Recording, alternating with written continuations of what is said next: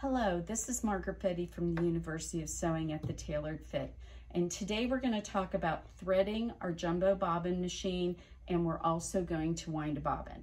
This is part of our Mastery series, and for anybody who's a brand new Bernina owner, I hope you will find this useful. So today we have got a Aurifil spool of thread. I've got several pieces that you got in your machine when you bought it. One is this kind of strange looking piece of paper with a sponge piece on it. That is going to sit right up here and on your spool holder. Yes, you do have a spool holder here, and you could put it over on this if you wanted to, but today we're going to use the horizontal one for this thread. I'm going to put this one down, keep it out of my way. And I'm going to put my thread on with the bottom of the thread against the sponge. And then I've got two different spool caps. This is my large one and this is my medium one. You got 3 with your machine. If I were to use this one, my thread would have to come up over top of this. And while that's possible and it's not a huge problem, I prefer that my thread doesn't have to do any gymnastics. And so that one is not what I'm going to use today. I'm going to use my medium one. And I'm going to slide it on here. And then what I'm going to do is notice that I put this side towards the thread. What I'm going to actually do is I'm going to slide this so that the little prongs are inside of this part of the thread spool. And that is going to help keep my thread path very even. It's not going to wobble, and it is, and I have to lift it up a little bit to get that to happen. And see how close I can get my spool cap to my thread. That takes and makes sure that it has a nice smooth path to come off there. And I always test it. Notice I haven't squished my sponge. I haven't pushed everything real hard. I actually want some movement here. So, and again, you see how very gently I'm pulling thread off and it comes off really easily. This little thread guide is not for when you're using this horizontal spool holder. It's for this one. So, or if you're using a cone holder in the back. So you aren't going to use, we're not going to use this today.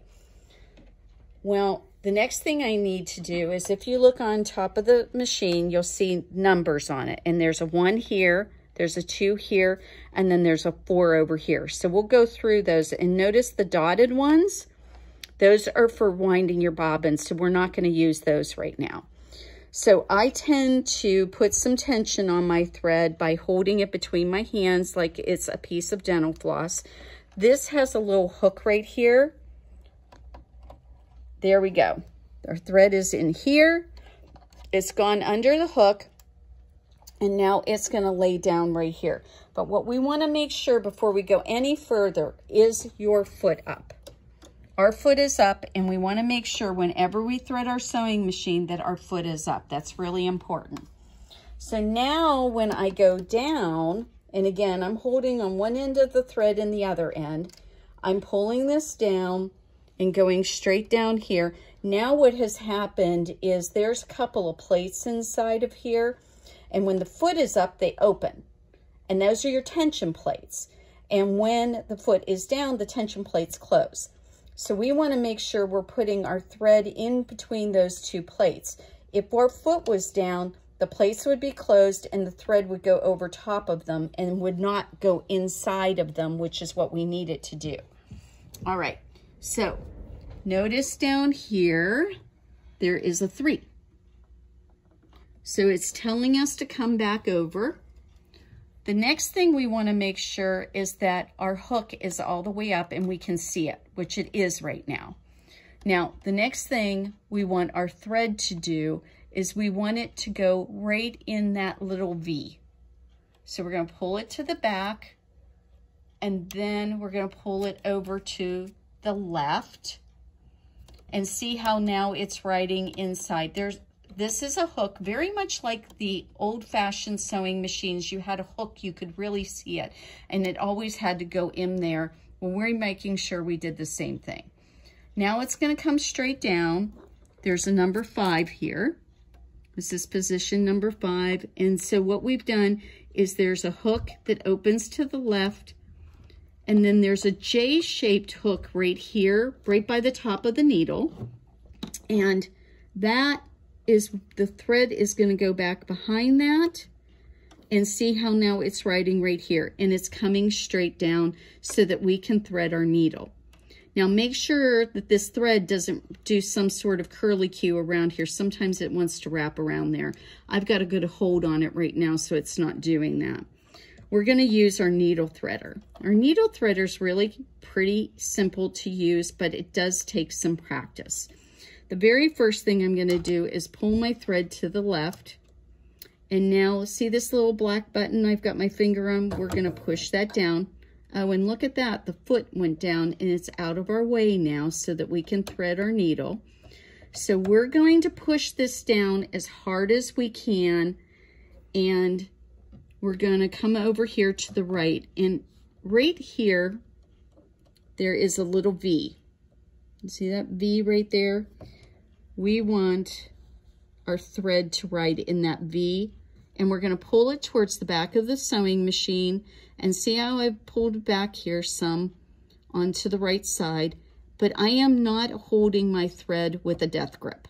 I am actually going to let this thread slide out of my hands when I let go of this black button. So see, my fingers even showing you, it's kind of like, that's hard. Okay, so, well, so let's try that one more time. There we go. Now I'm going to put the foot down for a second so you can see what's going on. Look at this. See that loop right there? All we have to do is pull on that loop, and there we go. We've got our needle threaded. Next thing I'm going to do, I'm going to put my foot back up because I'm going to need it up when I get ready to sew. I'm going to take my thread, I'm going to pull it out. See, there's a little slit on my number 1 foot, and I just put it in there, and then I pull my thread off in here to the left, and now I am ready to sew with this, if I have a bobbin in here. I want to make sure you understand how the bobbin case works. And, well, let's start out from the beginning. To remove the bobbin case, see the little circle right here? And see this metal thing? We're going to press on that, and look at that. It just pops right out. Now, to get my thread or my bobbin case to release my bobbin, all I have to do is give it a couple of taps usually. There we go. And there is my thread on my bobbin. This is my bobbin case. So my bobbin case, I cannot put my bobbin in there wrong. These are set up so there's only one way to do it. And the idea is that these metal sensors, which let the machine know when your bobbin is getting low, go against this little metal part inside the bobbin case. And that way the machine knows when your bobbin's low. That helps your, that indicator we have, that wonderful bobbin low indicator. So notice what I'm doing here is that to finish getting my bobbin set up, I'm going in this little V under this metal plate, under another metal plate right here, and I'm going to make sure that thread goes under these wires, and then I'm going to give it a tug, but I'm holding on to the bobbin so it doesn't roll on me. There we go. I gave it a little tug, and there we are. Everything is ready to go. This goes into my machine in a horizontal shape, and if you look inside here, there's a little area that is cut out to accommodate that wire. So we're going to put this into the machine, and see, it's not popping out or anything. It's in there nice and good. We cut off that extra thread. That's a little thread cutter. We don't need that extra thread. The machine will be good. And then you close it up and you are ready to sew. Now, we haven't wound a bobbin yet, so let's do that next.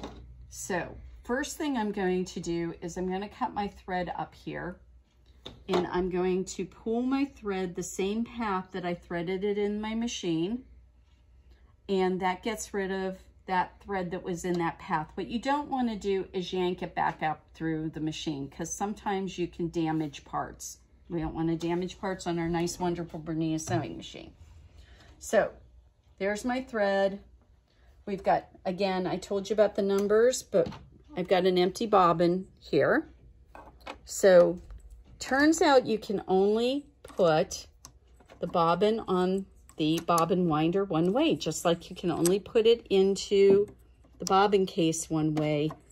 You can only put it on the bobbin winder one way. See, it won't let me do that. But when I turn it over, it goes down without a problem. Before we do that though, we are going to hold our thread as if it's dental floss again, come under our number 1 area. Number 2 for our bobbin winder. I'm going to hold on to this and give it a little tension. And see how I wrapped it around there? There's a little plate right there, and you're trying to go under that plate.